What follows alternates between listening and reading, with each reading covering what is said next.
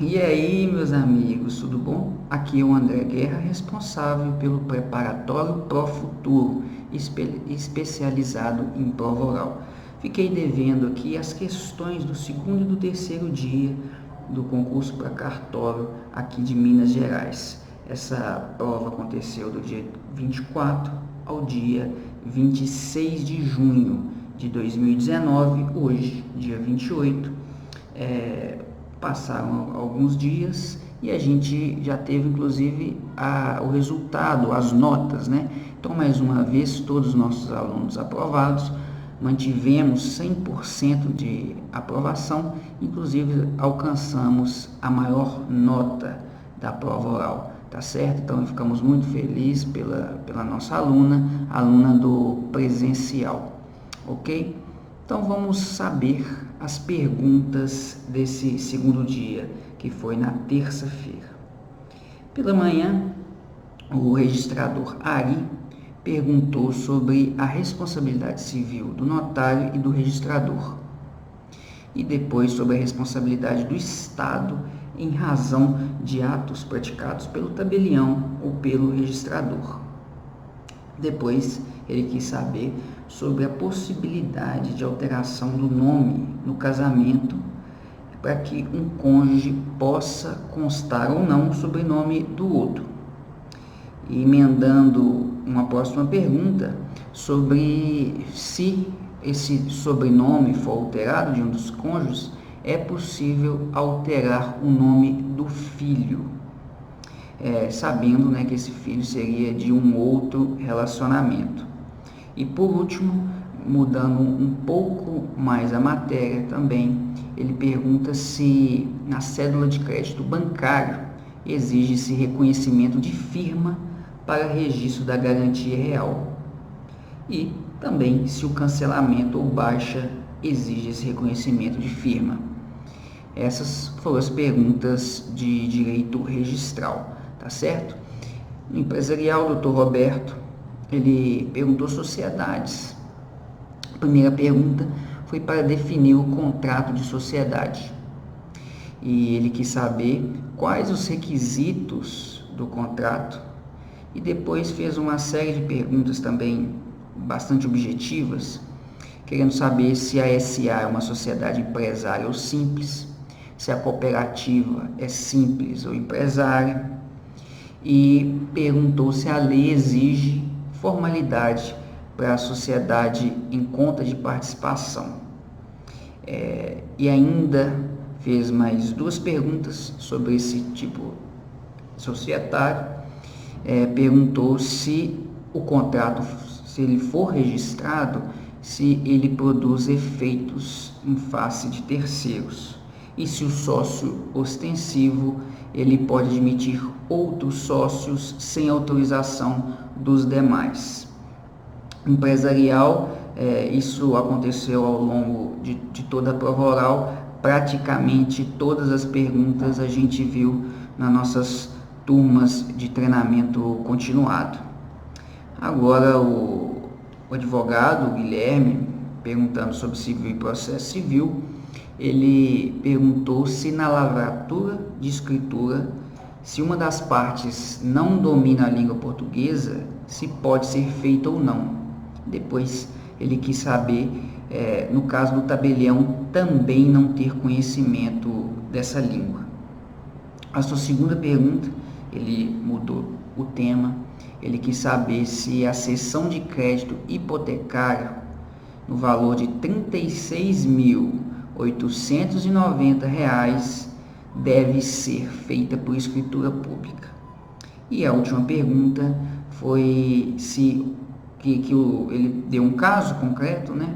Se o locatário não tiver sido notificado pelo locador da venda para que ele pudesse exercer o direito de preferência, se esse direito de preferência poderia ser exercido. E aí ele quis saber também de modo mais específico se é necessária a verbação do contrato de locação no registro de imóveis. Essas foram as três perguntas feitas pelo Dr. Guilherme. Passando para outra banca, direito administrativo, o procurador de justiça, ele quis saber o que é retrocessão e o que é predestinação, as modalidades de predestinação, e finalizou com um caso concreto. Disse que várias famílias ocupavam um imóvel poluído e que o município desapropria esse imóvel para construir um posto de saúde, mas acabou que ao final construiu uma creche. Ele quis saber se poderia haver retrocessão e se ocorreu predestinação no caso, tá certo? Esse dia aí eu imagino ter sido as perguntas, né, os temas que ele escolheu, os mais fáceis de toda a prova oral, ok? Dos 3 dias, os 3 turnos. O juiz Dr. João perguntou sobre direito tributário novamente. Ele quis saber sobre o que é competência tributária, se ela é delegável, a distinção entre competência tributária comum, privativa e cumulativa. Ele quis saber também o que é obrigação tributária principal e que se definisse o sujeito ativo da relação tributária. O tabelião Alain, no tema, né, de notas, ele escolheu apostilamento, então ele fez uma série de perguntas sobre isso.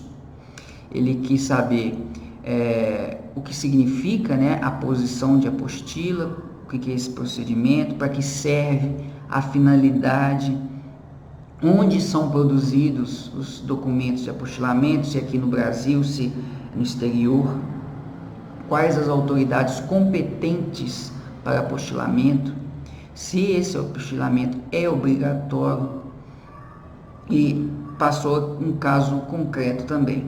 Ele quis saber que uma pessoa estava preparando a documentação para a obtenção da nacionalidade italiana, e entre os documentos tinha uma certidão de batismo produzido na Itália. Ele queria saber se o tabelião pode apostilar esse documento ou não. Depois, ele quis saber se existe alguma isenção para as empresas públicas para apostilar os documentos.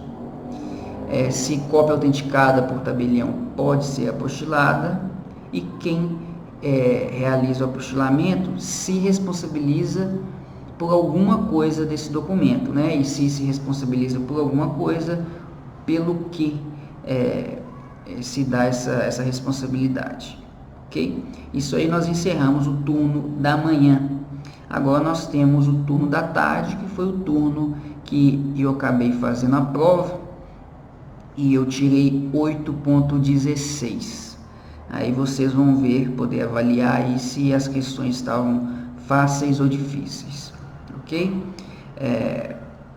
Em registro, o Ari, ele perguntou, quis que se falasse, se explicasse o regime de incompatibilidade e impedimento em relação ao delegatário e os mandatos eletivos. Ele queria saber se haveria ou não alguma regra e as exceções.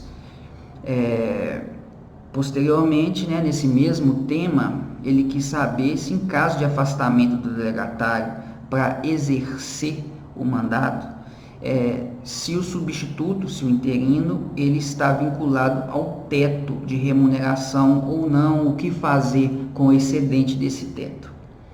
Depois ele modificou o tema e ele quis saber sobre o funcionamento da aquisição de imóveis por estrangeiro, e por 3 anos consecutivos esse tema é cobrado aqui em Minas, então realmente um tema muito importante que chama a atenção dos examinadores.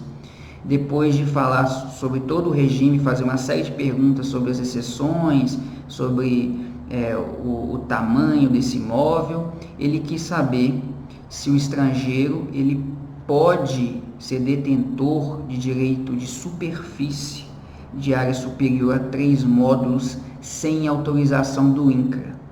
Então essa pergunta aí é especificamente sobre a superfície, ok? Empresarial, foi perguntado sobre a duplicata. O Dr. Roberto ele quis saber como se dá o protesto da duplicata, né? Todas as suas características, as situações. Ele quis saber se há aceite tácito ou presumido na duplicata, se pessoa física não empresária pode emitir duplicata mercantil, quem pode emitir, se poderia emitir duplicata de prestação de serviço, e ele quis também saber 2 motivos para que o sacado possa recusar o aceite dessa duplicata de prestação de serviço também. Então o tema é bem específico aí em relação à duplicata, ok? O Dr. Guilherme agora, sobre direito civil, ele perguntou como é feita a habilitação para o casamento e a explicação dos passos. Ele também quis saber os requisitos para o divórcio consensual e a separação consensual e quais os efeitos são gerados a partir disso, né? E por último ele perguntou a respeito das convenções antinupciais, quais os efeitos que geram e os efeitos para terceiro, que ele queria saber a partir de quando esses efeitos são gerados. Partindo para a próxima banca, direito administrativo, mais uma vez, o procurador de justiça, ele escolheu o tema parceria público-privada e contratos administrativos. Primeiramente, ele quis saber qual a modalidade de parceria público-privada envolve tarifa a ser cobrada do usuário.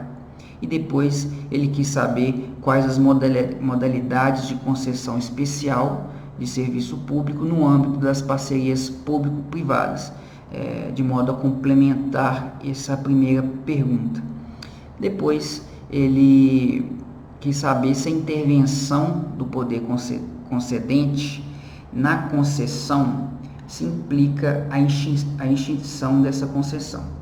Ou seja, né, havendo intervenção, há extinção da concessão. E aí ele queria saber quais as hipóteses implicam na extinção e quais hipóteses não implicam. Mudando um pouquinho o tema, ele perguntou se, analisando as formas de contratação da administração pública, se é correto afirmar que o protocolo de intenções pode se dar após a formalização do consórcio. Também uma pergunta bem específica, né? Um tema pouco estudado, eu acho, né? Pouco falado aí. E por último, ele quis saber como se dá a formalização do consórcio. Aí a gente encerra também direito administrativo, porque no último dia, na quarta-feira, ele voltou para o direito penal e processual penal. Em relação ao direito tributário, foi perguntado a definição da obrigação tributária principal, da acessória, se a obrigação acessória pressupõe a existência de uma obrigação principal, qual a consequência do não atendimento, né, de uma obrigação acessória, e pediu a definição de fato gerador instantâneo, complexivo e continuado. Mais uma vez, o doutor João escolhe perguntas muito objetivas também, né, de bate-pronto, sem muita margem para discursos. E por último, Alan, em notas, ele perguntou também um tema bem específico sobre autenticação de documentos eletrônicos. Ele apresenta um caso que uma pessoa comparece trazendo o xerox original de um documento. Ele deseja remeter o documento em meio eletrônico para uma licitação em Brasília. E aí, o que o tabelião deve fazer? Se é possível autenticar em meio eletrônico, e pediu para explicar o passo a passo, o procedimento mesmo que deve ser realizado pelo tabelião, se ele entrega alguma coisa para o usuário, se é cobrada alguma diligência.